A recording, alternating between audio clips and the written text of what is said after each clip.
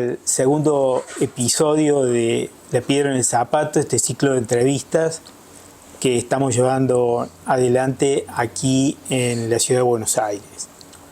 En estos días nos hemos enterado los días pasados nos hemos enterado de una noticia que nos pareció bastante sorpresiva, que es la renuncia de un militante histórico identificado en su imagen y en su trayectoria con la Unión Cívica Radical, que anunció renuncia a la afiliación a ese partido en el que militó toda su vida. Entonces nos pareció interesante invitarlo a conversar sobre cómo ve la situación y sobre todo, para empezar, Ricardo, pedirte que nos cuentes cómo viviste ese proceso que te llevó a tomar esa decisión que seguramente fue difícil y complicada para vos. Sí, claro, porque es una disrupción biográfica, digamos, desde que yo tengo uso de razón. El radicalismo fue parte de mi vida, ¿no? A través de mi padre, qué sé yo. Pero lo cierto es que desde el año 2015 la Unión Cívica Radical, solo nominalmente radical, se ha ido desplazando cada vez más hacia posiciones de derecha, adulterando su verdadero significado y razón de ser. Incluso en este gobierno ha profundizado su desplazamiento en esta dirección. Hay leyes, normas que ha votado la Unión Cívica Radical junto con el PRO y junto con Cambio Federal, iniciativas del oficialismo que son muy impopulares, que afectan a la mayoría de los argentinos. No se podría haber hecho, por ejemplo, lo que se hizo con la prepaga si no se hubiera votado, si no hubiera tenido el acompañamiento de estos otros partidos. Ni no podría haber ocurrido lo que ocurrió con los medicamentos y los precios, los abusos que ocurrieron, si el partido no hubiera aprobado las disposiciones que contenía el DNU. Lo aprobó porque no lo rechazó. Cuando no rechazas un DNU, es como aprobarlo, porque mientras no lo rechace produce efecto, ¿no? Bueno, ¿y por qué? ¿Por qué me desafilié? Porque no hay razón para que siga militando en el partido. Porque lo importante en un partido es el conjunto de ideas, principios y valores que se traducen en programas de gobierno y en representación social. Bueno, y yo no creo que el partido haya estado defendiendo programas radicales ni representando a los sectores que nacimos para representar, más bien al contrario. Se ha corrido hacia posiciones de derecha, te decían, y bueno, había que tomar una decisión hace 10 años. Estamos reclamando que el partido cambie. Y por otro lado, porque llegué a la conclusión de que no alcanza con criticar al partido, que tengo que comprometerme también en el debate político, en la competencia electoral, y por eso estamos trabajando junto con Libres del Sur, que para mí es una alegría, porque ya trabajamos juntos en el 2013. Yo era uno de los que recorría junto con Jorge Ceballos y con Humberto Tumini las zonas más humildes, más vulnerables del Gran Buenos Aires. Ahí tienen que ir los políticos, ¿no? No enterarse de cómo vive la gente por los diarios. Ahí tienen que, para ver, bueno, en qué condiciones viven algunos compatriotas nuestros, ¿no? Como en el siglo XIX. Bueno, me siento muy contento de conformar este frente con Forja también, que es otro producto de la diáspora radical. Así que bueno, vamos a ver si podemos lograr que nos acompañen. Creo que sí, que nos van a acompañar mucho más de los que algunos suponen. Sí, bueno, vos mencionaste algunas fechas de este proceso, digamos, que ha tenido en los últimos años la Unión Cívica Radical. Podemos irnos incluso un poquito más atrás, al 2011, cuando vos fuiste candidato a presidente. El último, no tuvo más candidato a presidente. No hubo más candidato a presidente propio de la Unión Cívica Radical.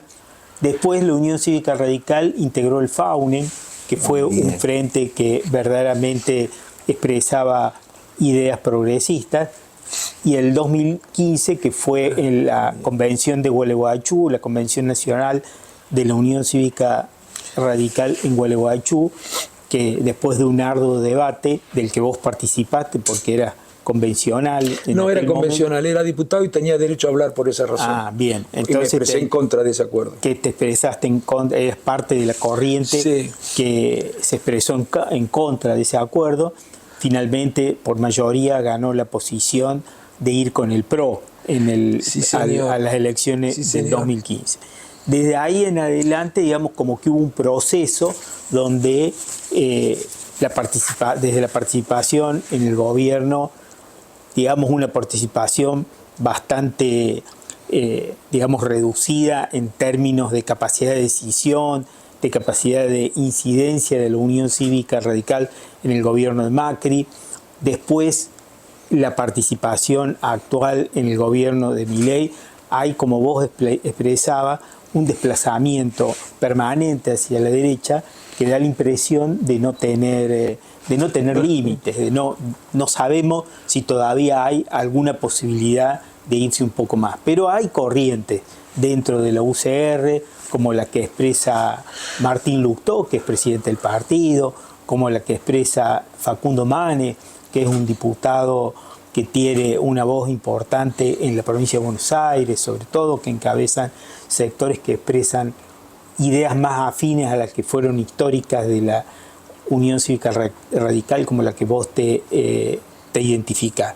¿Vos creés que estos sectores que expresan, por ejemplo, dirigentes como Manes o Lustó, van a tener la posibilidad de tener la incidencia suficiente como para volver a llevar a la UCR a sus posiciones históricas? No, creo que no tienen la posibilidad de producir un cambio en el partido en ese sentido. Y te cuento por qué. Hoy se discute mucho qué va a ser la Unión Cívica Radical en el año 2025, con quién va a ir a elecciones, porque la verdad que la ultraderecha la desprecia a la Unión Cívica Radical. El propio Macri ha responsabilizado al partido por su fracaso en la gestión, cosa que es injusta, porque la Unión Cívica Radical no hizo absolutamente nada en aquel momento. No dijo esta boca es mía, contrariando lo que había sido el acuerdo. En aquella ocasión en Gualeguaychú dijeron, si gana Macri, quédense tranquilos que lo vamos a controlar, no vamos a acompañar decisiones que nosotros creamos que son malas para los sectores populares. Nada de eso hicieron. Asumieron una actitud acrítica, seguidismo acrítico, sentían que no tenían derecho a opinar. No lo responsabilizo al PRO de esto. El radicalismo asumió voluntariamente esa decisión. Pero bueno, pero ahora te digo por qué creo que no va de más. En estos momentos se está discutiendo en el partido, te decía, con quiénes van a enfrentar el 2025. Y vos habrás visto, como yo, que dicen ni con la Libertad Avanza, ni con el kirchnerismo. ¿Y con el PRO? ¿Vos has visto alguna declaración diciendo con el PRO tampoco? Y yo hablo con los radicales a esto. No, te dicen que con el PRO puede ser. Están prendiendo vela para que el PRO no arregle con la Libertad Avanza, para poder recrear Cambiemos. Y eso no supondría ninguna rectificación de las posiciones asumidas por el partido. Esa es la verdad. ¿Has visto alguno de ellos que diga con el PRO tampoco? Todos dicen lo mismo, ¿no? Pero te agradezco que recuerdes lo de Faunen. Te voy a decir por qué, además. Porque Faunen tuvo un debut extraordinario. La gente sabrá que Faunen, sí, ¿se acuerdan? El socialismo, el radicalismo, Libre del Sur, Proyecto Sur. Bueno, debutó en el 2013 obteniendo casi el 28% de los votos en una elección de medio término. Una performance extraordinaria que te hacía presumir que en el 2015 era una alternativa potente para reemplazar al gobierno desde concepciones progresistas, de centro-izquierda. Y sin embargo lo destruyeron. No murió solo, no murió solo, yo lo sé, lo destruyeron para crear Cambiemos. Hay que leer los diarios de la época. Me acuerdo de un artículo de Grondona en el año 2012, que habla de la necesidad de que el radicalismo se corra a la derecha para pelear contra el kirchnerismo, que era de centroizquierda, decía, pero que debía republicanizarse. Entonces el radicalismo debía derechizarse y el kirchnerismo republicanizarse. Y me criticaba a mí, ya en esa época, porque decía que yo no comprendía la necesidad de hacer esa modificación en el sistema de partido. Pero quiero decirte eso, destruyeron Faunen. Yo creo que si nosotros, en lugar de dedicarnos a destruir Faunen, me incluyo, pero por supuesto que nunca trabajé en esa dirección, nos hubiéramos dedicado a consolidarlo, en el año 2015 la sucesión del kirchnerismo hubiera sido desde el progresismo. Sé que esto es contrafáctico, no puedo demostrarlo, pero tampoco me pueden demostrar que no hubiera sido así. Y si nosotros hubiéramos tenido la chance de ganar en aquellas elecciones, no hubiera ocurrido todo lo que ocurrió después del 2015 a partir del triunfo de Macri, ¿no? De Cambiemos, incluida la Unión Cívica Radical, ¿no? Pero bueno, así que yo no creo que se puedan producir cambios. Creo que el partido se va a aliar de nuevo con el PRO. ¿Eso sería de centroizquierda para vos? Bueno, seguro que se va a aliar con Hacemos Cambio Federal. ¿Eso sería centroizquierda para vos? No, para mí no. A ver, no somos onzos, ¿no es cierto? Que no nos vengan a decir que están revisando con espíritu crítico las posiciones que tuvieron y vuelven e intentan repetir las alianzas que construyeron desde el 2015, que hicieron, ¿no? Con fuerzas de derecha. O sea que vos ves la Unión Cívica Radical en el 2025 y en el 2027 en la alianza de derecha que seguramente va a disputar. Mira, si cambian, si se comprometen en serio a defender posiciones progresistas de centro izquierda, a enfrentar a sectores muy poderosos, pero que luchan por una sociedad más justa, para nosotros, para el radicalismo, no debería ser una aberración la justicia social. Si se cambian, pueden venir a hablar con nosotros, con muchísimo gusto. Podemos conformar un frente con un radicalismo que esté realmente, en serio, comprometido. Pero eso no va a ocurrir. Eso no va a ocurrir. Lamentablemente, pero no va a ocurrir. No lo digo lamentablemente solo por el partido, porque yo lo sigo queriendo, ¿no? Que lo digo por la sociedad, por los ciudadanos, porque necesitamos fuerzas progresistas para equilibrar la relación de fuerza en el Congreso. Necesitamos. En esta elección no se elige presidente, se eligen diputados. Y muchas decisiones que van a ir contra conquistas sociales, muchas decisiones tienen que pasar por el Congreso. La verdad que tenemos que cambiar la relación de fuerza porque hoy es mayoría la derecha. Claro. Ahora, este lanzamiento en Provincia de Buenos Aires de un frente que vos definís como progresista de centro izquierda. Bueno, hay muchos sectores en el país, tanto sectores políticos, analistas, intelectuales, que tienen una evaluación, una caracterización del centro izquierda y del progresismo en general, en el sentido de que en un contexto nacional e internacional donde hay una ola de extrema derecha que tiene o una incidencia muy importante o incluso hegemónica, como en el caso de la Argentina, las definiciones, digamos, que son siempre según esta corriente de pensamiento, las definiciones del progresismo que en líneas generales insiste con un discurso y con propuestas moderadas, digamos, no tiene posibilidades en este contexto. Sí, mira, yo creo que eso es relativo y me parece que el gobierno mismo nos va a ayudar para que recupere representatividad a este tipo de ideas, ¿no? Porque las cosas, lamentablemente, Isaac, compartimos nosotros esta afirmación, se van a complicar. Si no hemos estado equivocados toda la vida, se van a complicar, pero todo el mundo. No existe país en el mundo, no existe país en el mundo que haya progresado socialmente de manera significativa aplicando estas políticas. La historia del progreso social demuestra que se produjo cuando no se aplicaron estas políticas. Ahora, muy bien, yo cuando hablo de socialdemocracia, hablo de la socialdemocracia posterior a la Segunda Guerra Mundial, la del 45, hasta que se produce la hegemonía neoliberal. A partir de allí la democracia social también se desnaturalizó. Yo hablo de aquella democracia social en la que aparecía la política disciplinando las corporaciones, desempeñando los intereses particulares, procurando mediar en el sentido de bienestar general. Significaba garantizar derechos a los trabajadores, que eran los que más habían sufrido. Incluso los grandes problemas económicos y sociales previos a la guerra fueron los que causaron la emergencia de liderazgos como el de Hitler, el de Mussolini y otros más en Europa que terminaron llevándonos a la Segunda Guerra Mundial. No, yo creo que es cierto, a la derecha que está creciendo en todas partes la detenemos, no defendiendo el statu quo, proponiendo cambios y aceptando, asumiendo el deterioro que se ha venido produciendo en el mundo desde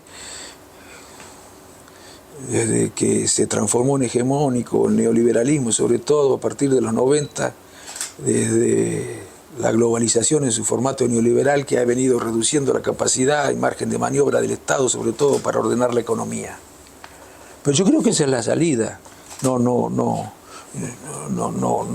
veo otra posible en términos realistas. No veo otra posible. Esa es la salida. Construyendo frentes de centro-izquierda, con las fuerzas con las que tenemos coincidencias importantes y con fuerzas que están animadas por construir sociedades justas, igualitarias, jerarquizadas. Cuando existe tanta pobreza, ni libertad existe. La libertad se transforma en cartón pintado. Bueno, después se sigue avanzando una vez que... Porque la política también es correlación de fuerza, o no podés hacer lo que vos querés si las fuerzas están en contra, la correlación de fuerza la tenés en contra, ¿no? Pero yo creo que nos va a ir muy bien, y te digo que me siento muy cómodo, no solamente conceptual o programática, ideológicamente, en Forja y en Libre del Sur. Me sentí ya con Libre del Sur muy cómodo afectivamente también. Seré medio sentimental, pero con Humberto y con Jorge, militando con ellos. Siempre tuve un gran afecto, un gran cariño por ellos. Y en el discurso, en el relato, en la identificación de un tipo de discurso también que expresa fundamentalmente ideas tratando de profundizar conceptualmente. ¿Vos creés en ese discurso, que ese discurso hoy tiene posibilidades de llegar por encima de un discurso que en general la política, sobre todo la de la derecha y la de la extrema derecha, pero también sectores, digamos, que desde la izquierda tratan de alternativizar, van asumiendo un discurso cada vez más agresivo, cada vez más duro, cada vez más descalificador de los adversarios? Sí. ¿Vos creés que con un discurso como el que vos representás hay posibilidades de representar a la juventud, de representar a los sectores que van incorporándose al sufragio, que van incorporándose a la política en general? Sí, yo creo que sí, Isaac. Yo creo que sí. Es más, creo que la única alternativa realista es esa. Esto de andar, eso de andar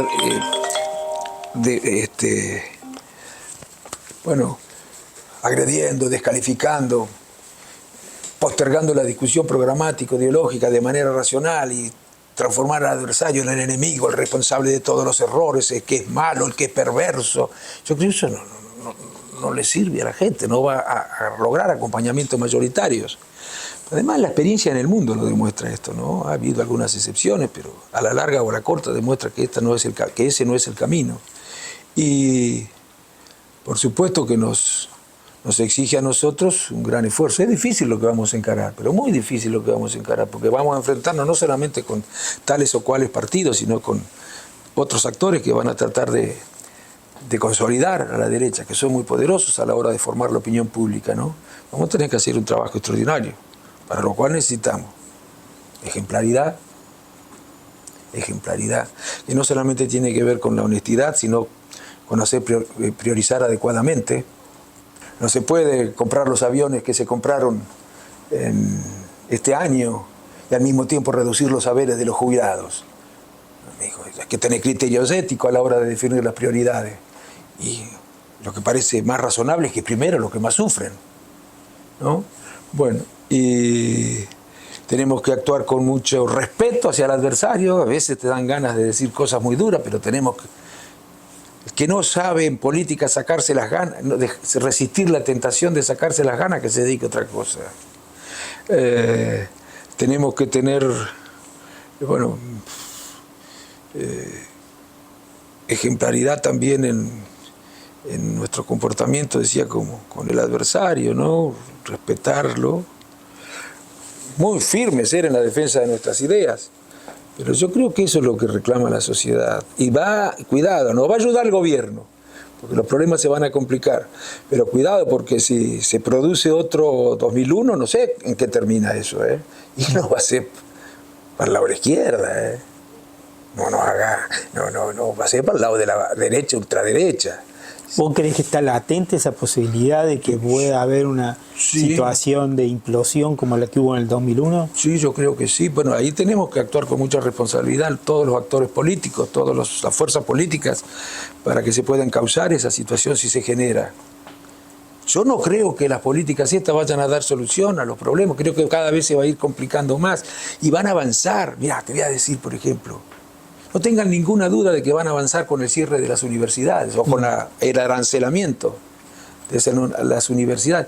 Vos viste que cuando ahora Macri hizo un Twitter acompañando el veto de los jubilados, pero en el mismo Twitter hace una referencia a las decisiones irresponsables, despilfarradoras, irracionales, que supusieron la creación de las universidades. ¿Vos te das cuenta? ¿Ese tipo qué crees que va a hacer? Las va a arancelar, incluso las va a cerrar con criterios fiscalistas y administrativos, sin preocuparse por si realmente está afectando a los sectores populares al cerrar esas universidades o arancelarlas. Me acuerdo de la María Eugenia Vidal, dijo que a las universidades no iban los pobres, iban solo los ricos. No es que estaba mal informada. Lo que pasa es que pretendía instalar una idea en la sociedad para que la propuesta de arancelamiento tuviera más chance de prosperar. Si van solo los ricos, bueno, podía darse esa discusión. Pero no, mi hijo.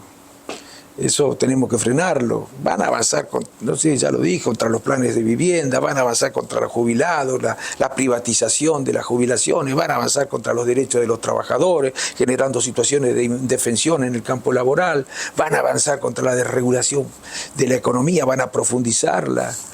Bueno, van a hacer cosas como las que hicieron en el RIGI, colocando en situación de indefensión a las pequeñas y medianas empresas, el trabajo nacional.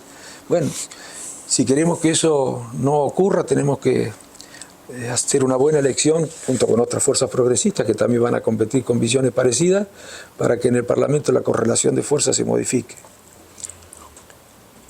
¿Vos creés que es posible detener el avance de este modelo que representa el gobierno, de intentar terminar de instalar una propuesta que recuerda el modelo que predominó en la Argentina a principios del siglo XX, con regresiones sociales, económicas y políticas profundas, que justamente nos lleven a una situación en la que, si bien hubo crecimiento de la economía nacional, lo que se aprovecharon de ese crecimiento fueron sectores muy reducidos. Claro. Y la distribución del ingreso fue muy favorable a los sectores más poderosos. Ese es el modelo, digamos, de Milei. Y obviamente ha tenido en el momento de las elecciones de fines del año pasado un apoyo importante. ¿Vos creés que es posible detener ese avance que hasta ahora se muestra, digamos, imparable, si se quiere? Sí. No sé hasta qué punto, ¿eh? Vos sabés, te conté que yo visito centros jubilados, te conté, centros jubilados, sociedades de fomento. A los presidentes no es que vayamos a hacer actos allí, ¿no? Cámaras de comercio, sindicatos. Y lo que nos cuenta estos dirigentes, los que conducen estas instituciones, es que la gente que ellos representan está cada vez más desahuciada, cada vez más preocupada, y la esperanza se debilita mucho, ¿no?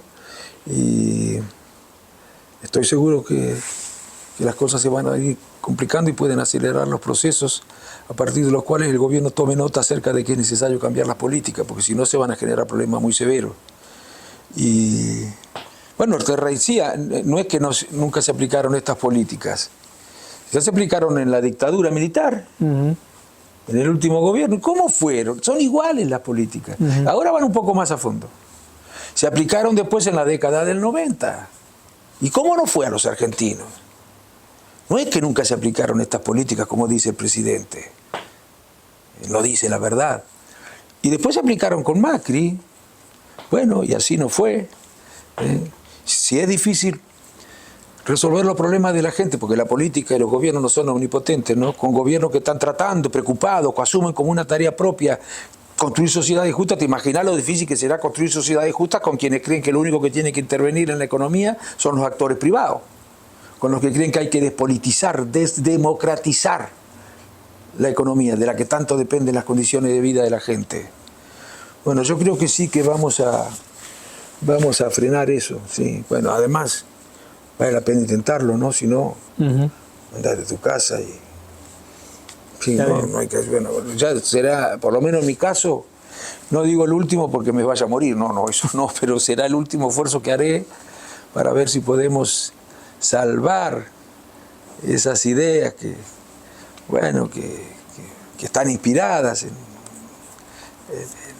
en criterios morales. La política es la tarea que tiene por objeto organizar la sociedad, es una tarea que desarrolla el hombre, no hay recetas naturales. El hombre desarrolla esa tarea, y como cualquier actividad que desarrolla el hombre es susceptible de ser considerada éticamente. Y la verdad que las sociedades son muy injustas, producen muchísima injusticia. No es que estén, probablemente no, construidas para producir injusticia, pero están construidas de manera tal que no pueden dejar de producir injusticia. ¿Y qué vamos a hacer? ¿Nos vamos a cruzar de brazos frente a eso? Bueno, ya se dará cuenta la sociedad, ya se va a dar cuenta la sociedad que con esta receta, lamentablemente, vamos hacia la construcción de sociedades cada vez más desiguales, cada vez más inequitativas, con menos libertad, menos democráticas también.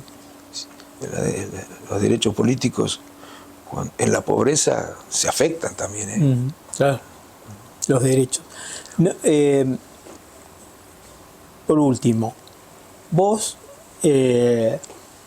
desde en toda tu trayectoria, tuviste una participación y un protagonismo muy importante, desde ser dirigente de la Unión Cívica Radical, de haber sido diputado nacional desde el 2009 hasta el 2017, de haber sido candidato a presidente de la UCR, como vos dijiste, la última vez que la Unión Cívica Radical tuvo un candidato propio, fuiste vos.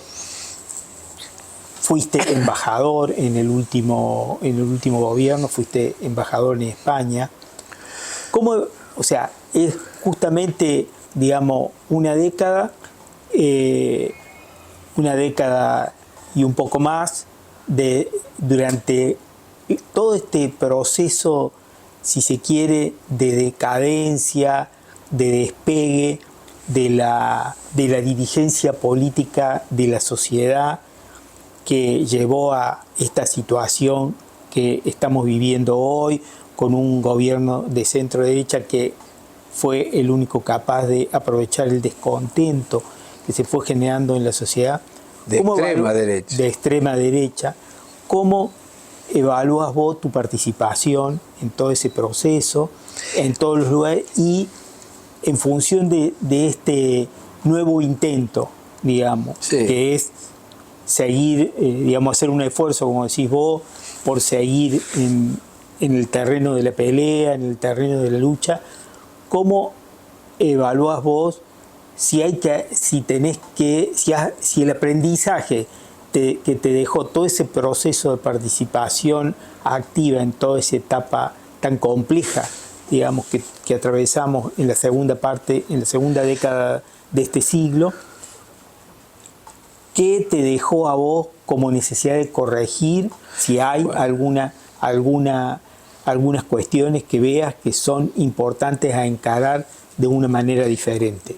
Muchas cosas, uno siempre aprende, ¿no? Yo te diría que los valores son los mismos, pero a veces la interpretación de la realidad se modifica.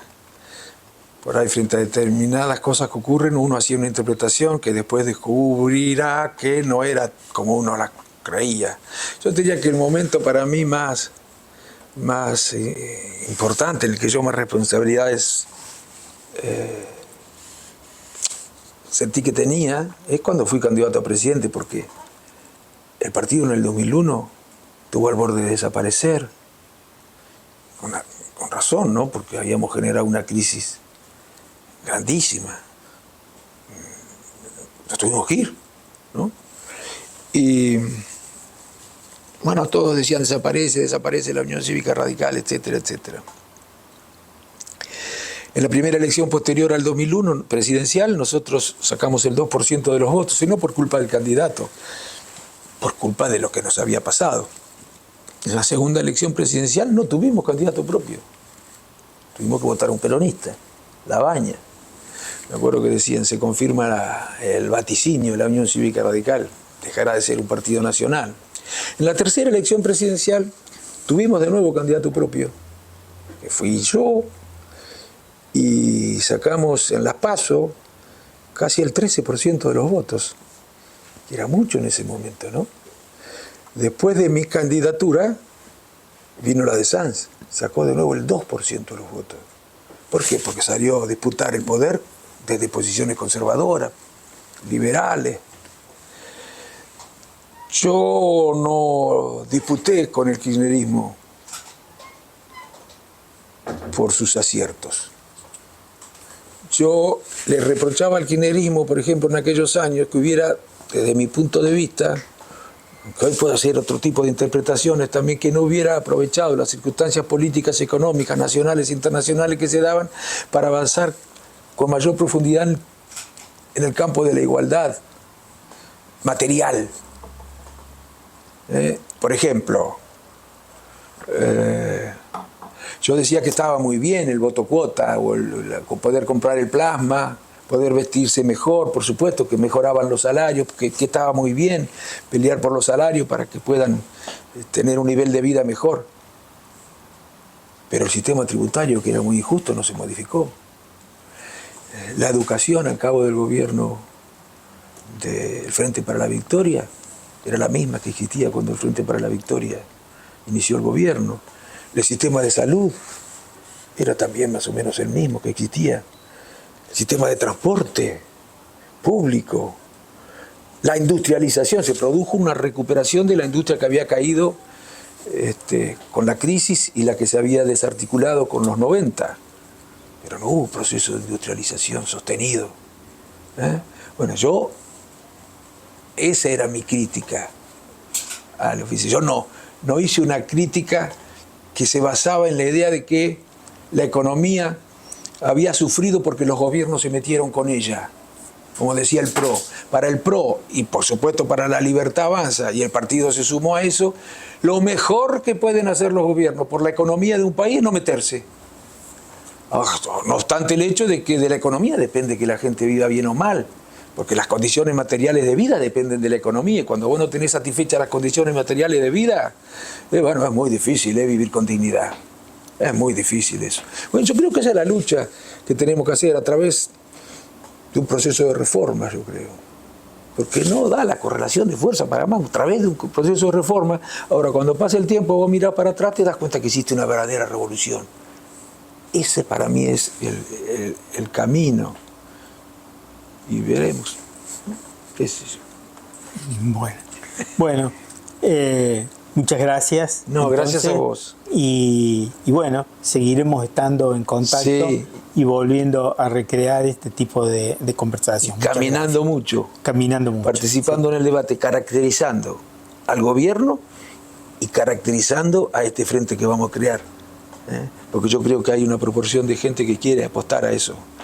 No es ni peronista ni antiperonista, porque algunos dicen que estamos en conversaciones con el peronismo. Eso no es cierto. No somos antiperonistas tampoco.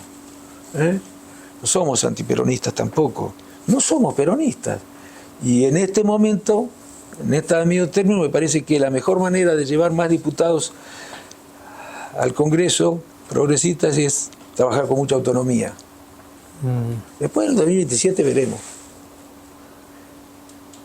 Bien. Bien, bárbaro. Bien. Muchas gracias. Gracias a vos, Isaac. En serio. Dale.